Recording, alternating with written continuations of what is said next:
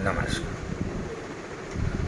दिव्य ज्योतिष परामर्श केंद्र में आप सभी लोगों का हृदय से स्वागत है। मित्रों, आज जो हम आपके बीच चर्चा करेंगे वह चर्चा होगी नकारात्मक ऊर्जा को लेकर के, नेगेटिव एनर्जी को लेकर के, जिसको आम बोलचाल की भाषा में भूत प्रेत इत्यादि कहा जाता है। जब बात भूत प्रेत बाधा की आती है तो एक विचित्र सा चेहरा सामने आता है। क्या कभी किसी ने भूत को देखा, प्रेत को देखा?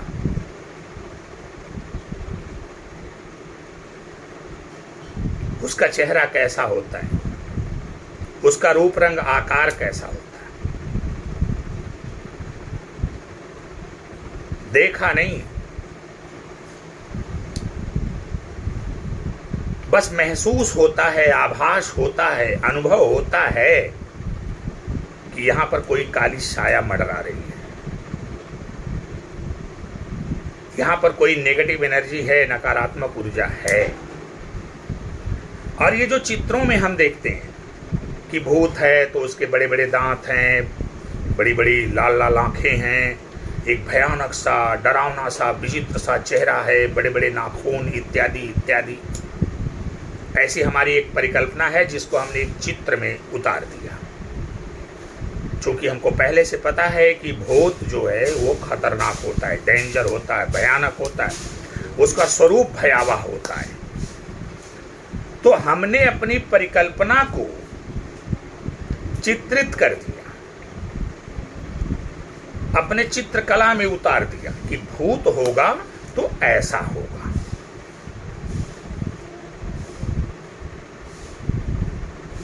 अब अगर मुझसे कोई पूछे कि क्या आप भूत प्रेत को मानते हैं, तो मेरा जवाब हाँ होगा कि जी बिल्कुल मैं मानता हूं। परंतु वो वाला भूत मैं नहीं मानता जो आम बोलचाल की भाषा में लोग मानते हैं। मेरा वाला जो भूत है उसका संबंध ऊर्जा से है। विज्ञान का एक सिद्धांत है। आइंस्टीन साहब ने कहा कि द्रव्यमान है तो ऊर्जा है। और उन्होंने एक सिद्धांत और भी दिया कि जब द्रव्यमान की क्षति होती है तो ऊर्जा उत्पन्न होती है। उसके लिए उन्होंने एक इक्वेशन दिया, एक समीकरण दिया, E = mc²। यानी द्रव्यमान की क्षति होती है तो वो ऊर्जा में बदल जाती है।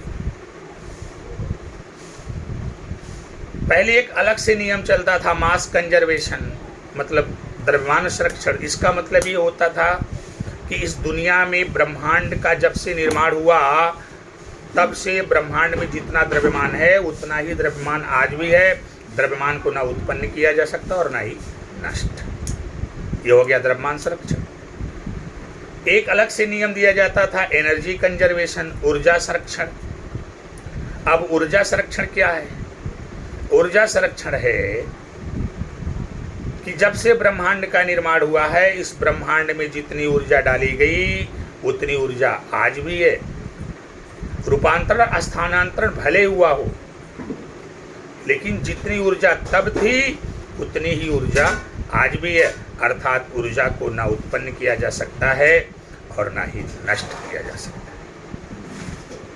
ये सिद्धांत बहुत दिनों तक चलता रहा। पर जब आइंस्टीन साहब आए तो आइंस्टीन साहब ने कहा कि द्रव्यमान संरक्षण अलग से नहीं हो सकता और ऊर्जा संरक्षण का नियम अलग से नहीं हो सकता।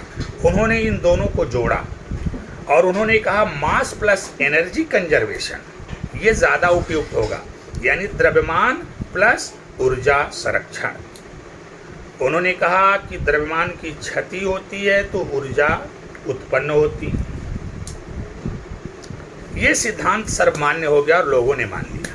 तो आइंस्टीन साहब ने क्या कहा कि द्रव्यमान की क्षति होती है तो ऊर्जा उत्पन्न होती है। ये शरीर क्या है, ये पिंड क्या है?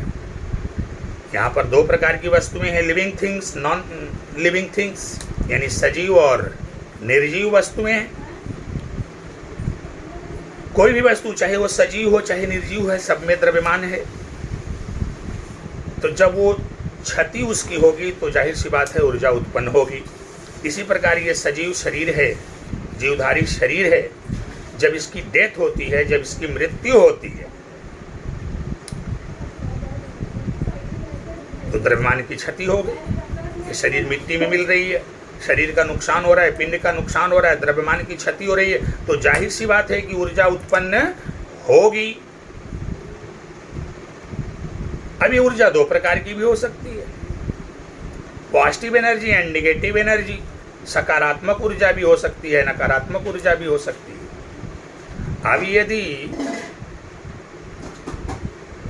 व्यक्ति समझदार हो, ईमानदार हो, अच्छा व्यक्ति रहा हो, संस्कारवान व्यक्ति रहा हो, तो जब उसकी मृत्यु होगी अर्थात उसके पिंड की क्षति होगी, उसके द्रव्यमान की क्षति होगी, तो जाहिर सी बात है कि सकारात्मक ऊर्जा उत्पन्न होगी। लेकिन अब ऐसा कोई व्यक्ति जो दुष्ट प्रकृति का रहा हो, जिसके अंदर नाना प्रकार के दुर्गुण रहे हों, तो जब ऐसे व्यक्ति की मृत्यु होगी, उसके पिंड की क्षति होगी, उसके द्रव्यमान की क्षति होगी, तो जाहिर सी बात नकारात्मक ऊर्जा उत्पन्न होगी। अब ये जो ऊर्जा उत्पन्न होगी ये कहाँ रहेगी? इसी ब्रह्मांड में ही विचरण करेगी। अब जो एक जीवित व्यक्ति है या जीवित प्राणी है, अब जिस प्रकार की ऊर्जा के संपर्क में आएगा उसका आचरण उसी प्रकार का हो जाएगा। आपने कभी कभी अनुभव किया है, इस दुनिया में बहुत सारी जगहें ऐसी हैं, आप घूमने के लिए जैसे कहीं निकल पड़ते हो और जाते हो, वहाँ से आकर के बहुत प्रशंसा करते हो कि इतनी अच्छी जगह थी कि पूछिए मत, बहुत सुकून मिल रहा था, आत्मा को बहुत शांति मिल रही थी, बहुत ही अच्छा लग रहा था, मन यही कह रहा था बस यहीं रह जाऊं, यहीं बस जाऊं।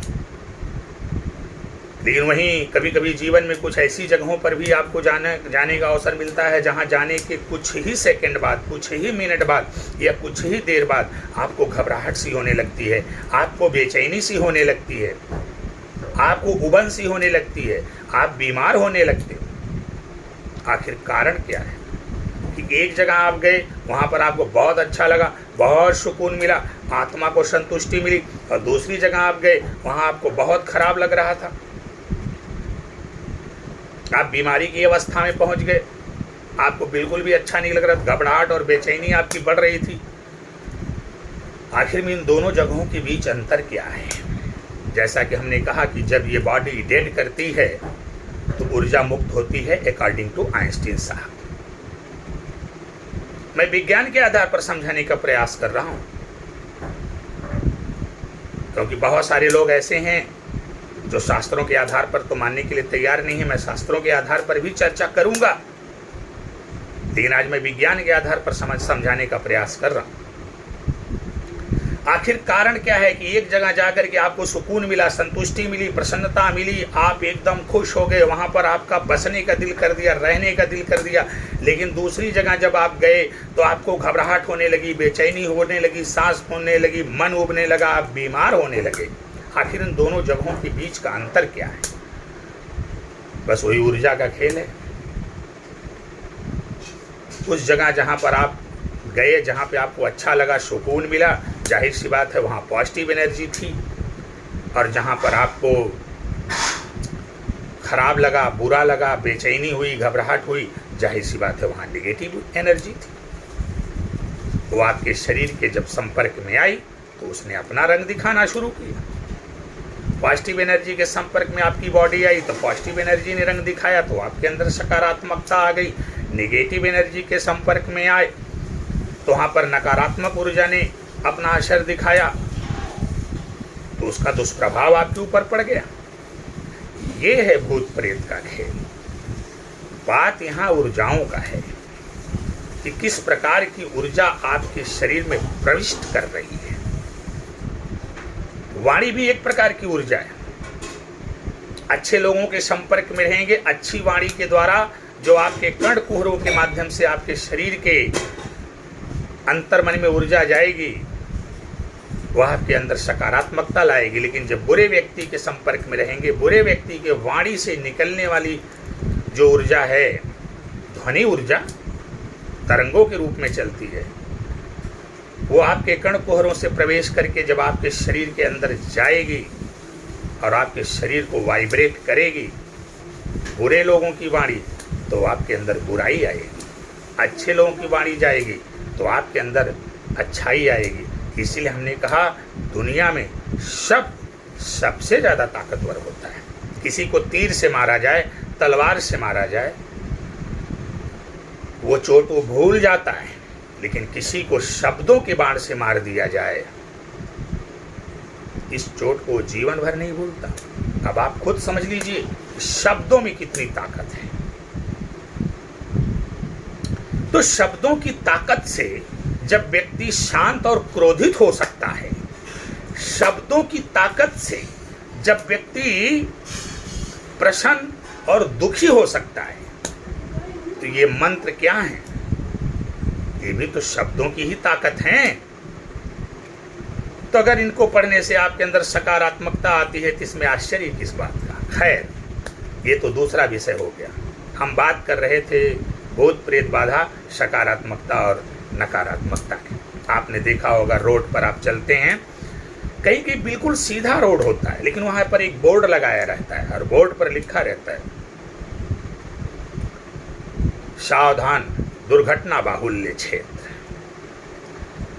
दरअसल वहां पर इतनी दुर्घटनाएं हो चुकी होती हैं, जैसे एक दुर्घटना हुई, अब वहां पर नेगेटिव एनर्जी उसकी मुक्त हुई, अब वहां दूसरा कोई व्यक्ति गाड़ी से गुजरा, उस नेगेटिव एनर्जी के चपेट में आया तो उसकी दुर्घटना हो गई, तीसरा गुजरा उसकी चपेट में आया तो उसकी। अब पता चलता है कि वहां पर दुर्घटनाओं का एक चैन बन जाता है, लगातार दुर्घटना पे दुर्घटना होने लगती है। अंततोगत्वा शासन प्रशासन को एक बोर्ड लिख करके टांगना पड़ता है कि सावधान दुर्घटना बाहुल्य क्षेत्र। आपने बहुत सारे परिवारों में देखा होगा कि अगर उनके घर में अकाल मृत्यु हो रही, कारण कोई भी हो, अभी कारण पे नहीं जाना, अगर उनके घर में अकाल मृत्यु हो रही है तो आप देखेंगे चैन बाई चैन ये अकाल मृत्यु का सिलसिला चलता रहता है उसी एक ही घर में। क्यों? ये नकारात्मक ऊर्जा का खेल है। अब वहां पर नकारात्मकता इतनी ज्यादा हो गई है कि अब ये चैन बाई चैन वहां पर अकाल मृत्यु का खेल चलेगा।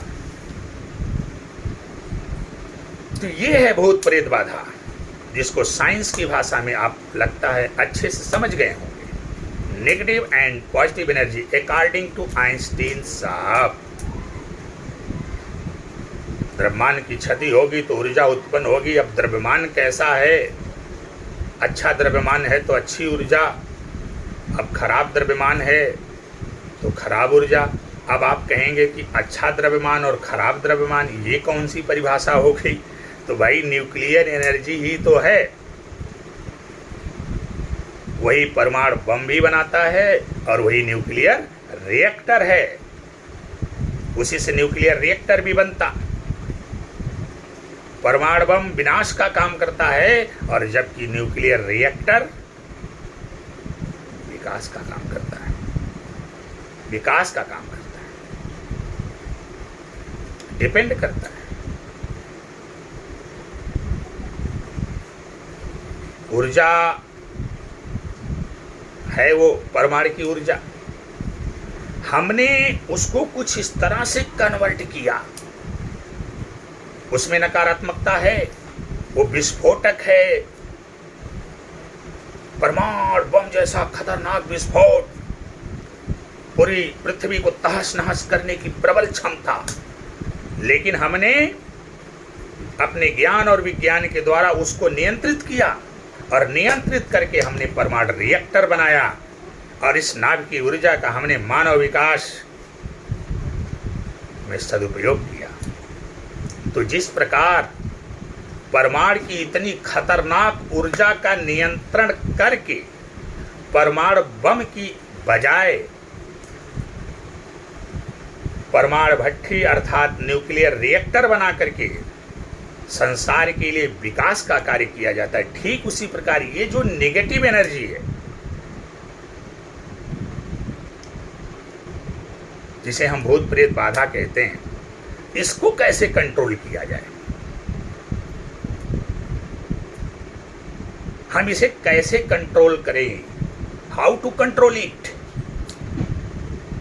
हम इसको कैसे कंट्रोल करेंगे। ये जो नेगेटिव एनर्जी है जिसको भूत प्रेत बाधा कहते हैं,